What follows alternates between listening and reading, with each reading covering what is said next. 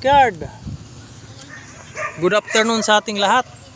Ano sa tingin nyo dito mga kabakyard? Gulong yan, di ba? Ayan o. Gulong yan na malaki. Anong laman sa ilalim?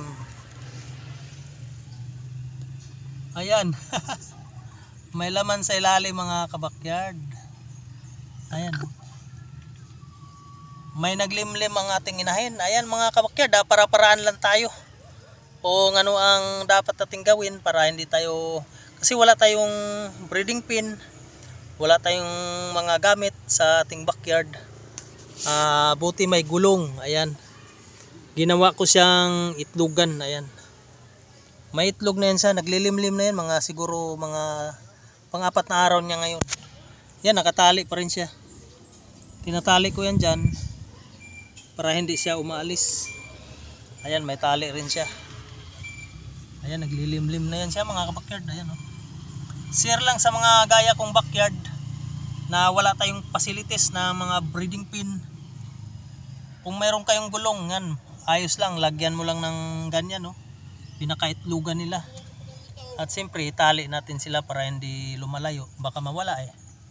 Ayan, siyempre tinakpan natin yan mga kabakyard. Ayan, ikutin natin yan.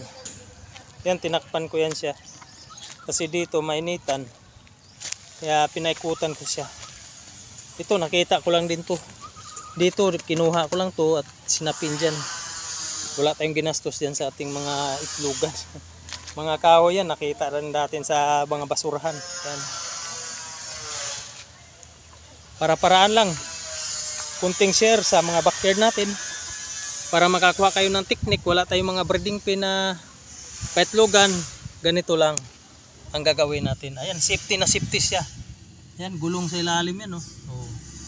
Ayan, sarap ng limlim niya. Sana mapisa lahat yan. Maraming salamat mga kabakyard. Sana nasa mabuti kayong kalagayan. I-share ko lang itong ginagawa ko sa aking backyard.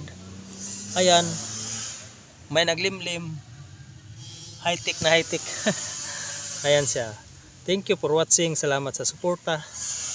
Thank you sa lahat na sumubaybay sa akin, sa mga nanonood sa aking mga tutorial tari. Good luck sa inyo mga idol. Yun lang, continue learning lang tayo mga mananari.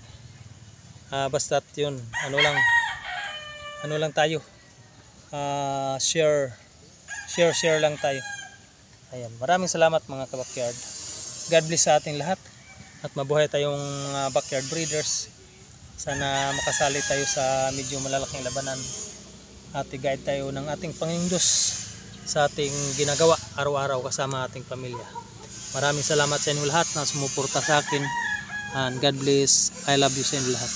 Sa mga hindi pa nakasubscribe, please subscribe sa aking maliit na channel, Amel Backyard Vlogs. Salamat sa suporta. Paitlugan na gulong. Ayan. Maraming salamat. Bye-bye.